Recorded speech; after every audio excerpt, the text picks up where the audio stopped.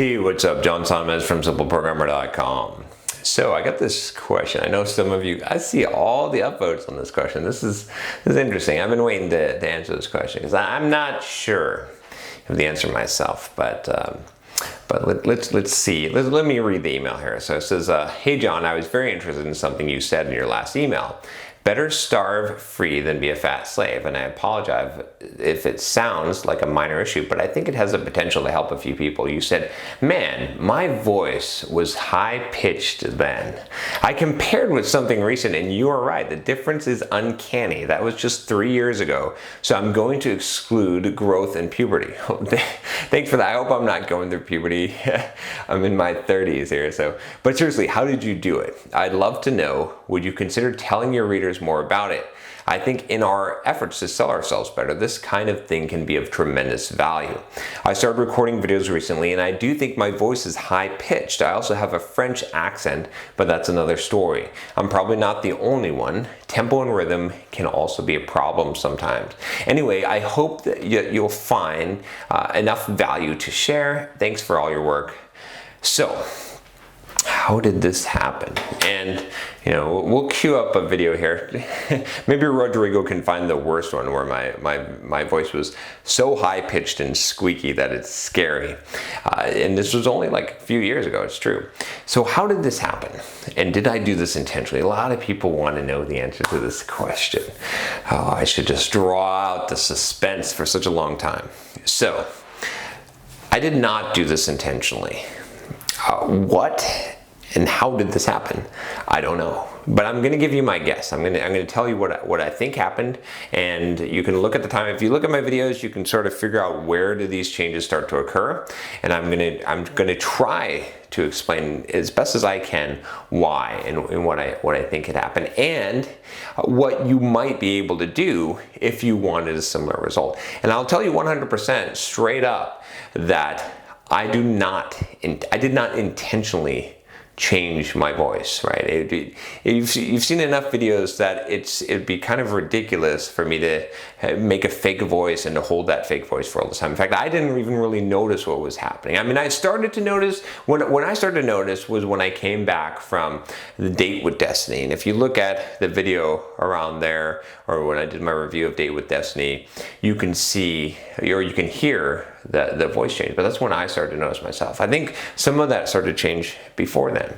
So what do I think happened? I think there's a few things that happened. So I think that, I can see some of the changes that happened around the time when I did this metamorphosis video, this was a time when my mind was changing, when there's big shifts happening mentally for me, right? That my whole mindset on life was starting to change and open up. And this is where, I went and did the Tony Robbins seminar later that year and did Date with Destiny, and really that sort of was a catalyst for some of those changes. And I believe that one of the fundamental things that changed about me is I started becoming more masculine, right?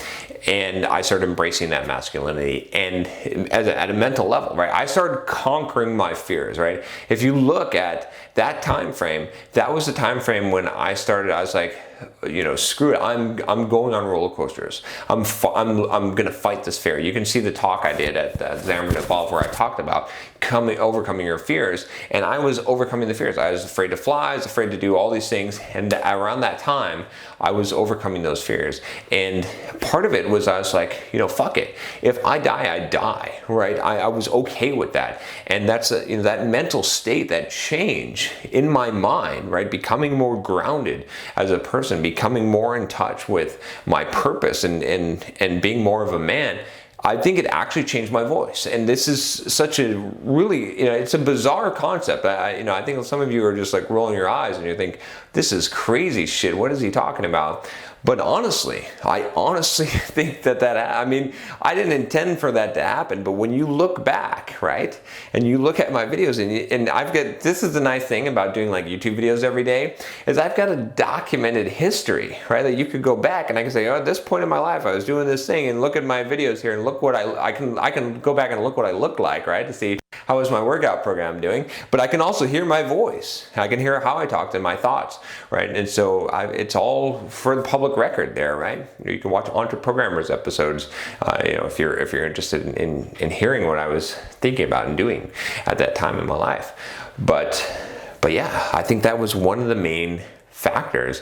I think that if you change your mindset, right? And I was really focusing on becoming a better man. Like that was sort of my mission as I started to discover. It became more so this year, I think, as when I went to that Date with Destiny, when I went to the Tony Robbins seminar, there was a few things that happened there also. One of the interesting things, again, I'll point you to that Examine and Evolve video where I did that yell, right? I feel like something shook loose there. And I don't mean in a physical sense. I mean in an emotional, like mental, freeing sense. I had never let loose. I had never just roared as loud as I could. I would do it right now, except it's like 1 a.m. But anyway, I'd never done that. And at that event, we did that multiple times. Like not only did we do it, but I was trying to do it and I couldn't. And then one of these times, just super roar came out of me. And I remember it, and people were shocked around me. The partners in my group were just like, "What happened here?"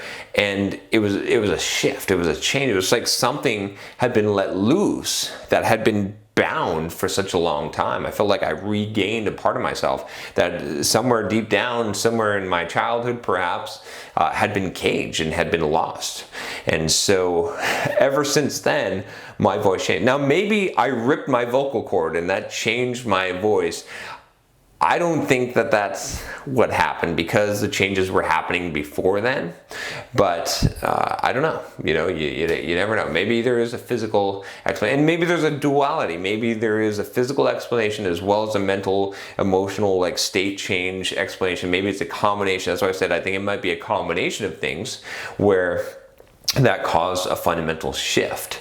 But ever since that, it's changed. And here's the funny thing. There's probably a couple of videos. In fact, I know there's a couple of videos where I've recorded and I was like, that's weird. I did that. I went back to the kind of squeaky voice. And it was when I'm nervous. So if I get nervous, right? And I do get nervous from time to time. I'm not immune from that, especially when I'm shooting videos out in public in China and or what, there's times for sure. If I go back and I don't know what I'm saying and I'm nervous or rattled a little bit, my voice will shift and it can go back to that higher pitch, more squeaky voice. So that's what I think has happened. It's really bizarre. I don't know 100%. We'll see what happens over time here. And obviously, I'm doing more yelling. Every time I do a conference talk now, I'm doing that yell and having the whole audience yell. But I think there's some psychology behind this. I won't go too far into the depth of this. I did find a book that I read maybe 2 years ago called Fear of Life. You can check that out. And in that book, it talks about this idea of, what is it? I can't even remember the concept, but essentially it's about this idea that you do have trapped emotions that have to come out physically, that yelling and stuff like that can actually make that happen and free you. And I honestly, it seemed really crackpotish, but I'm sort of embracing that. I'm sort of seeing that there may be some serious truth to these type of things. So what if you want a deeper voice? What if you want to have a more masculine, more deeper voice? What can you do, right? Based on what I've experienced here. So again, I don't know for sure that this is what happened, right? I don't know if this is a temporary thing. It seems to be pretty damn permanent to me, but I'm offering you my best explanation. So I'm going to extrapolate from that, from what I think, from what I understand of this whole situation process. I think, first of all, check out the video series I did on becoming more of a man. I think that the first step is the mental step. I think that if you become more grounded, right, I'm using that word, what I mean is more connected with the earth, more who you are at your core, more embracing your masculinity. If you're a man, right, if you're a woman, I don't know why you're trying to get a deeper voice, but if you're a man, and you're watching this, and I believe that if you change that mindset, because that's the first thing that I did that seemed to have a noticeable change, I believe that it will manifest itself in you. And here's another interesting thing. I do believe that my face has changed as well. It's really interesting. Again, I didn't take any illegal substance or anything, but if you look back at some of my videos, it's more than just fat loss. Some of the bone structure seems to have changed, and I could just be smoking crack here, right? But I believe that I looked a little bit different, and I believe that it's come from a mental state. And this is really weird. I know, I'm losing some people here because this is crazy shit, but hey, I mean, looking at the videos, I looked at the pictures and I listened to the audio clips. I don't know. You judge for it. You go look and you go see. Go watch a bunch of videos from different points and see if you can see that progression. But if you're going to try and repeat this is what I would do. I would go watch that series. Like I said, I'm Becoming More of a Man. I would read some of the books that I've recommended that will get you more in touch with that. I could rattle off a few here. The big ones would be David Data's book on, what is it called? The Way of the Superior Man. I would recommend Iron John. You can check out that book. I would recommend The Way of Men by Jack Donovan, I believe. I would recommend, what else? Would I recommend any other type of, I think that's probably it. That's probably a good start. Like if you read through those books, you'll probably get a pretty good steps in that direction.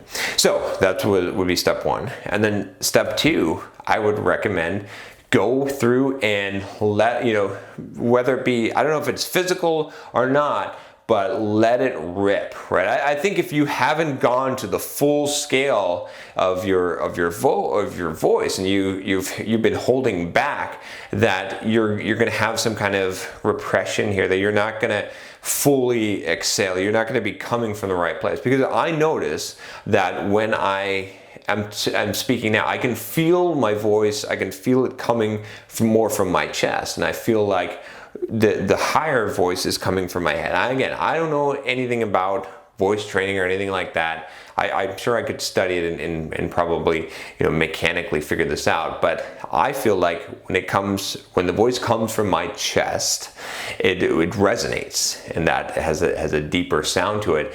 And I feel like one of the ways to do that, or to get in touch with that, is to let loose this roar, to just let it all out. So maybe go somewhere like a park where there's a lot of kids around playing, and you just scream just as loud as you can and see what happens, right?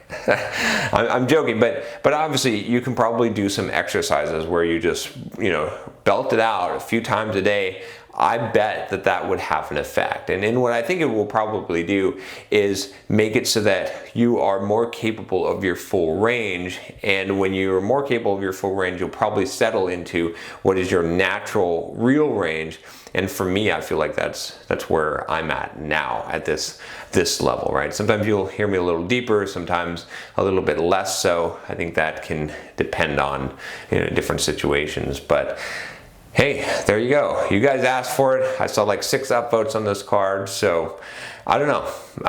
This is my best guess at this. I didn't intentionally do this. The thought did occur in my head. I was like, man, actually when I first started podcasting, I was like, maybe I should try and go through some vocal training, get a vocal coach, and see if I can get some kind of vocal training. But I never really followed through on it. So I was pretty happy when this just happened on its own. But if you wanted to figure this out, that's my best guess. I'd love your opinions if you got some ideas on this. And I'll say one other thing, because in this question he said, I'm probably not the only one. Oh, tempo and rhythm can also be a problem sometimes, because he says he's recording videos. Apparently, I'm trying to figure this one out. Like now, over 100 people have commented and said that I look like Matthew McConaughey. Do not understand this. I don't think I look like him at all. But I think perhaps, even though I don't speak with a Southern accent, I think that I may speak with the cadence that he does, because he has a certain cadence. Different people have a tempo and rhythm, a cadence when they talk. And I noticed that he does and I do.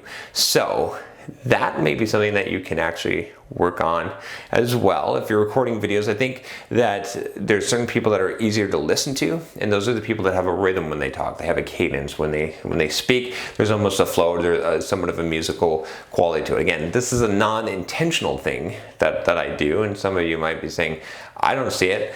I personally don't notice it that much, but I think that's the connection that people see, because physically I don't really look like Matthew McConaughey, but I figure it's got to be something in the expression or the way that I talk or some kind of face that I make that makes it seem like that. So I don't know.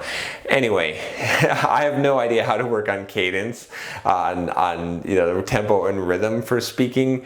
So I don't know why I even brought that up. But I thought it was when you mentioned that in the email, I thought that's interesting, because that's another thing that I think a lot of people don't really consider. But it can make a huge difference on whether someone's interesting to listen to or not. It's and I would say just general tips on recording videos and on sounding better is even if you can't have a tempo or rhythm, which I don't know if you can. I don't know if you can force that. That might be just a natural speech patterns thing. What you can do is you can control the volume of your voice and the tonality. So even though you might not be able to have, like I said, the tempo or the rhythm, you can speak with more emphasis and less emphasis so that you're not monotone. And after recording a lot of videos, I can tell you that the way that you keep things interesting is that you keep fluctuating between a high and a low, so that you have this not cadence, but variation in your tonality of your voice, so that keeps things interesting. That's just a little tip here. If you listen to people that are boring,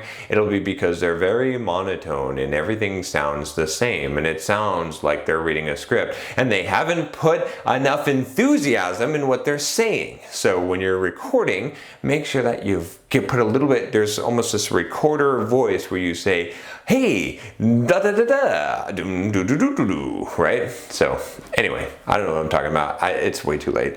All right, that's the end of this video. If you like this channel, subscribe. I'll talk to you next time. Take care. Or should I say, take care.